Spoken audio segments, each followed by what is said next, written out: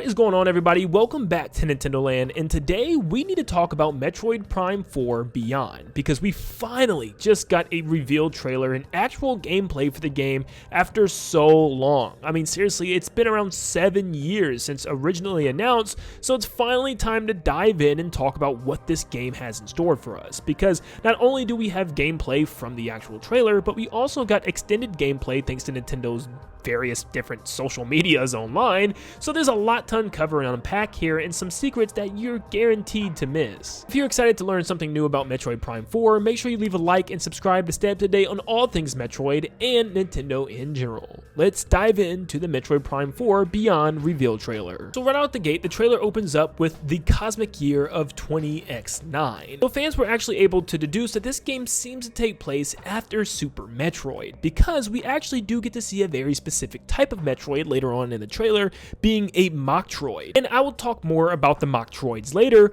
but we can deduce that this is probably between the era of Metroid Other M and Metroid Fusion. We also get information on what is happening and where we're at, as it states that this is the Galactic Federation Research Facility. Now, we actually recently spent a good amount of time here, thanks to Metroid Prime Federation Force. I know a lot of you guys haven't played that because it's just awful, but at the same time, it gave us some more story beats and actually is tying into Metroid Prime 4 almost directly. Once again, I'll dive into this a lot more once we dive into the antagonist of this game, being Sylux. We can then see Samus's gunship pull up, and it's slightly different looking than the original one that we've been seeing from Metroid Prime, or at least Metroid Prime 3 that is. When I say slightly, it's very slightly. For instance, the cockpit looks to be a little bit wider, and the paint job seems to be slightly changed as the yellows are more gold and the red accent is painted a little bit more through the entirety of the ship. Front windshield of the gunship actually looks like it's more representative of Samus's actual helmet. Samus also now comes out of her gunship from the top, very similar to Metroid Prime 1 and 2 on her old ship. However, with Metroid Prime 3, with this very same ship, she would actually enter and exit from the bottom, but you can still see that the hatch is there, it's just not being used. Samus then hops out of the gunship, and you can tell slightly that her model has changed from Metroid Prime 3, and thanks to Iced Beam on Twitter,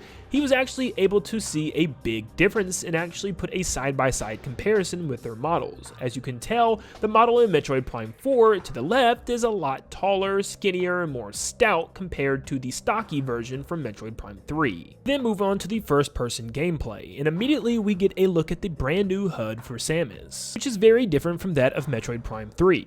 Her health is now completely different, now in a bar with segmented dots above it with the number below. Her map is no longer orange, and instead a light blue color, followed by her white arrow, and now has a navigational system, with directions like a compass saying that she's moving towards the northeast. Her missile meter isn't now just a number over a number, but also includes a meter, so that way you can look over at a quick glance and see how many you might have in a tank. It also looks like she has a little quick select menu to the bottom left, where she can easily select her different various weapons, like missiles and even super missiles. And at the top left, we have her combat icon, which actually shows nearby enemies as blips on the map. It also has new icons for what's going on the battlefield. For instance, if there's an enemy nearby, it'll be marked as a red diamond, but it also seems that if you're locked onto an enemy, it'll be an orange X. There's also 3 green dots that are representing allies, such as the 3 Federation soldiers by the door. There's also an exclamation mark icon, which might be a warning for Samus if some type of giant explosion is nearby, or some type of toxic chemical that can actually harm her through her suit. For instance, you'll probably definitely see this if you're jumping into lava without a proper suit. This seems to be a massive war breaking out between the Galactic Federation and the Space Pirates, as if they invaded their research station. It seems to be a giant Galactic Federation rail cannon up on the mountain before it gets completely obliterated by a giant purple laser from the Space Pirates. We then get to finally see some combat gameplay, and it's pretty standard to what we've seen from the last 3 Metroid Prime games, where you aim, lock on, and fire, and you can even see Samus charge up a missile and shoot it at one of the Space Pirates in the background. If you look real closely, you can even see the Galactic Federation soldiers trying to defend the front door to this giant wall that's probably housing all the Galactic Federation research research labs. This might even be the Galactic Federation's home base of operations, and in the sky you can see some giant airships. These are actually space pirate destroyers that we last seen in Metroid Prime 3. And if you look closely at the Galactic Federation door, you can see a blue icon or symbol in the middle, which probably means Samus needs to shoot it in order to enter it. It would only make sense for a Metroid Prime game. Samus then walks through a corridor where a giant pipe then comes rolling down a hill and almost hits her,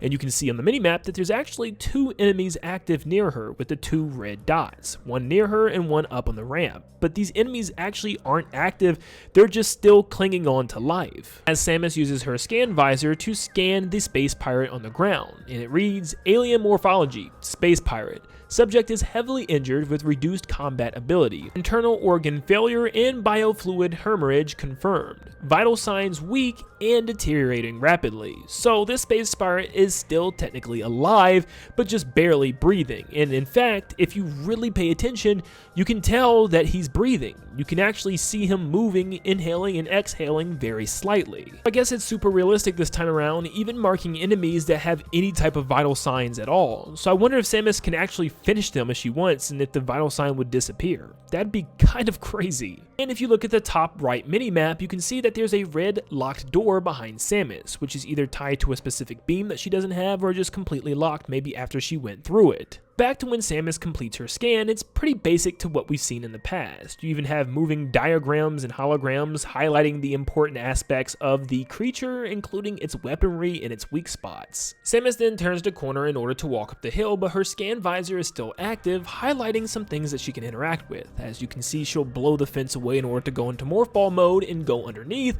but there's also some fencing to the left that looks like she can blow away as well, probably for some type of missile expansion or secret. She then goes into Morph Ball mode and you can see her 3 bomb slots at the top. She then rolls into the next room and you can see the space pirates having a standoff against the Galactic Federation soldiers in the room to the left. You also have 2 space pirates by the door setting up some type of bomb charge in order to blow it open. You can also see a hole in the vent that Samus is rolling through, probably meaning that she can drop down and fight them right there if she wants, or she can continue moving forward. Samus then rolls into the next room and you can see another standoff between the Federation soldiers and the space pirates, and every single time a space pirate takes damage by one of the soldiers, you can actually see them blink and glow red. You can also see the Galactic Federation soldiers transporting some device on this moving machine table. It seems to be some type of star thing. I really can't tell what this is and it's impossible to figure out right now, but it looks like it was being worked on in some type of laboratory area. As you can see, 2 mechanical hands hanging from the ceiling, probably working on the device before they had to transport it because of the space pirates. You can also see giant green incubators to the right, or some type of giant window that might be housing some type of organisms. The same way the other door earlier had a blue circle in the middle, this one has a green one, which might just auto open if you get near it and you don't even have to shoot it. And if you look to the right side of the vent that Samus is rolling through, you can see an energy tank, which will increase her overall maximum health bars. This next scene, we see a giant dropship blast through the ceiling of the facility and open up where some space pirates come out of it. For an extremely brief moment, we get an image of some type of red device floating beside Samus. Now, I'm unsure if this is moving towards her like a bomb being shot at her,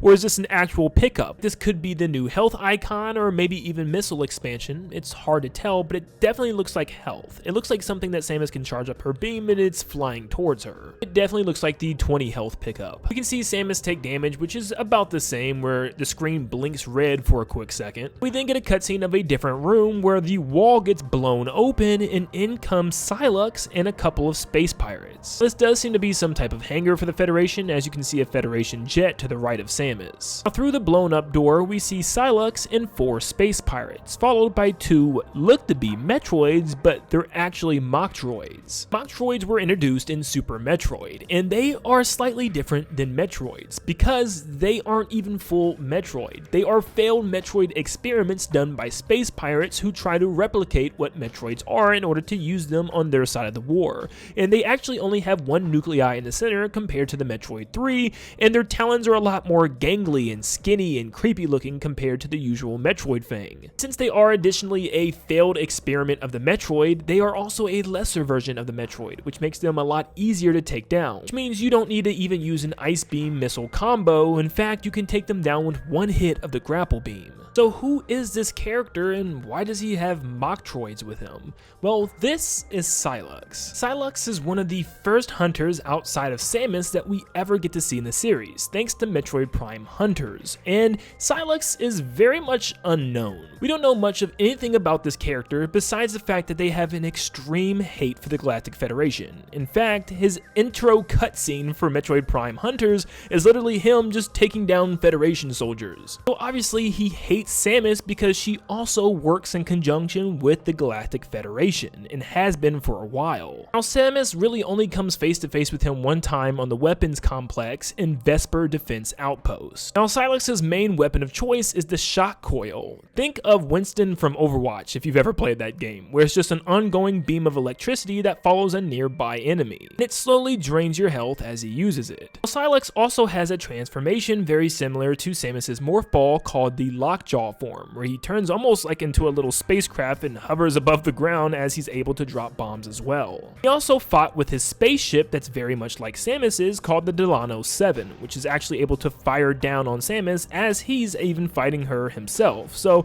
he's definitely a powerful foe. Also, if you get a 100% in Metroid Prime 3, you get a secret special ending that actually shows a scene of Samus flying away with her gunship and then being followed in hot pursuit by none other than the Delano 7, in a new style of course, which is piloted of course by Sylux. Which then brings us back to Federation Force, where someone is creeping through the hallways of a Galactic Federation facility, hacks their way into a giant vault door, where they come into an incubator that's homing a Metroid egg. Thanks to Nintendo actually clarifying it themselves in the giant shoulder spike we can see in the cutscene, we know that this is indeed Sylux who freed the Metroid. Thanks to some extended camera manipulation, we can see that this was Sylux indeed, and this is the model that they used for Federation Force. This model is actually used by the various soldiers in-game already for the Federation, so there could be a chance that Nintendo just didn't want us to see this version of Sylux since it was always in first person and we were meant to just see one arm. It would explain why the model, helmet, and suit look so different, but I feel like this was on purpose, as if Sylux actually stole a suit from the Galactic Federation in order to sneak in. This would allow him to sneak in, blend in, and snatch the Metroid egg. We've also been having clues that maybe Sylux is indeed a human character, which most of the hunters from Metroid Prime Hunters, if not all of them, were actually not of the human race. Don't completely be surprised if Sylux actually turns out to be a human character,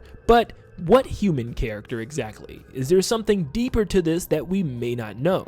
I think there is a deeper story. Well, there was a story element in the Nintendo Power magazine called Blood of the Chozo, and apparently in this story, Samus did in fact have a younger brother named Solomon. Now the story was that when Samus's home planet was invaded, she was 6 years old and Solomon was 2 years younger at the age of 4, where everyone including Samus's parents had been killed off by the space pirates and Ridley. Solomon was just missing and presumed dead. Now the story from Nintendo Power is by no means canon as of this moment, and Solomon isn't mentioned in any of the actual video games. Well, maybe that is until now, because there's been a long-going fan theory that Sylux is actually Solomon, Samus's younger brother, coming back for revenge. Maybe he was upset that Samus was picked up by the Chozo, given a power suit of ultimate power, and actually worked with the Galactic Federation when no one came to help him or find him when he was lost on that planet that very day the space pirates attacked. And maybe he has a long hatred for Samus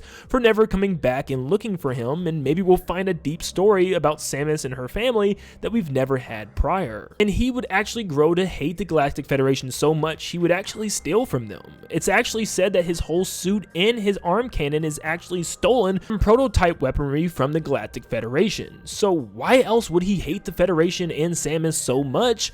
It's really unclear. I mean, he hates them so much he's working with the space pirates. So I really hope that there's some other deep meaning to this character and that it goes deeper than just a hatred for the Federation. He seems to have these Metroids on his side to fight against his enemies like Samus and the rest of the Federation. Thanks to Nintendo's Europe Twitter account, we can even see this scene without any music at all. Just listen to how creepy this is.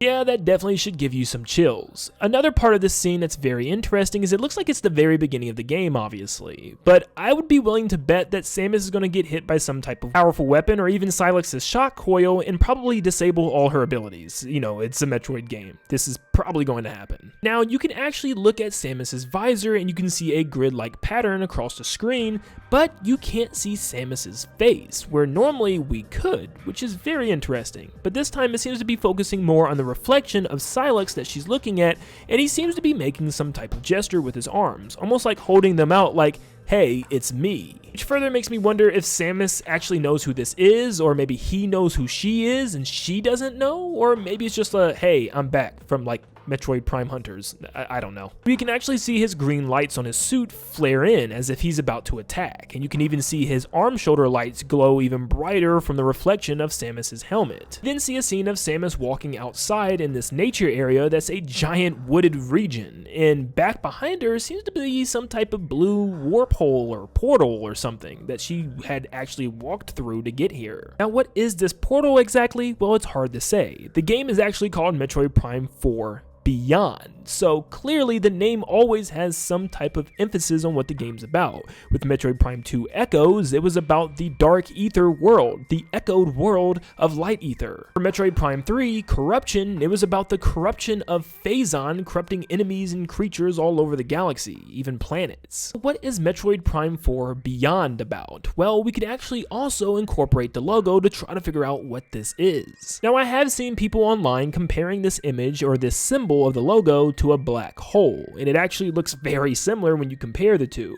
So maybe the whole story is something with black holes or teleportation or some type of warping through time through these wormholes. This could also explain the cosmic year of 20X9 and it taking place after Super Metroid. Maybe this game's main gimmick is time travel, and perhaps every time we enter a new era of time through one of these wormholes, we get a scene that pops up like this, giving us the year and giving us the area that we are in. I mean, it would kind of explain this Jurassic prehistoric looking area that Samus walks out in, where it's nothing but giant rooted trees and flying creatures in the air, and it just looks old for some reason. I feel like we haven't really seen anything quite like this in the Metroid series so far. It just feels very prehistoric, and even when the date 2025 pops up on screen, it almost just feels like it's the font that's going to pop up every time we enter a new era and tell us what year we're in. Maybe I'm just reaching, but that's really what it feels like right now. You can also see these new bird creatures, probably enemies, flying through the air that we'll have to fight in this area. You can also see some type of spider webs blocking this section off in the background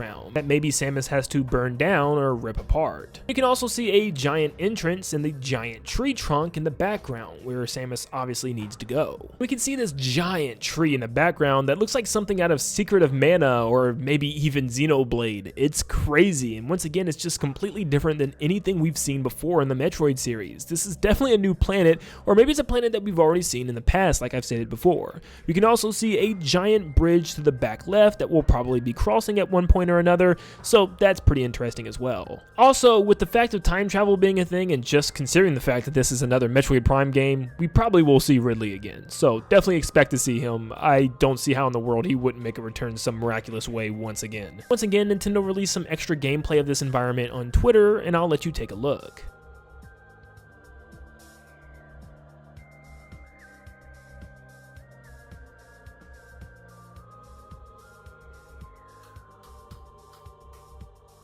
Now, the only real big takeaway here is it seems to be two enemies walking through the water here. Now, they could just be rocks, but at least the one on the right definitely looks like it has a neck and a head of some sort, so it's hard to say, but yeah, it looks like a new type of enemy. Now, somebody else noticed online that the theme that plays in this area sounds like the returning composition from Kenji Yamamoto, and it actually has a very Phendrana drift style to it, even with the choir. Take a listen.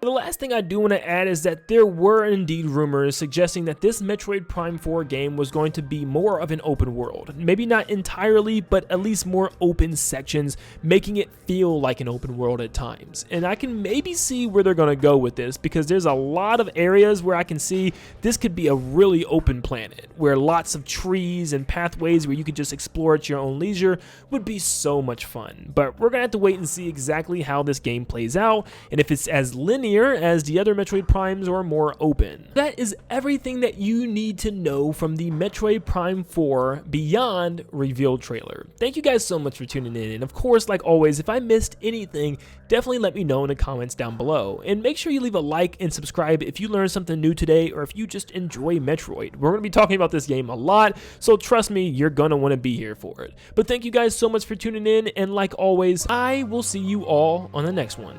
See ya, guys.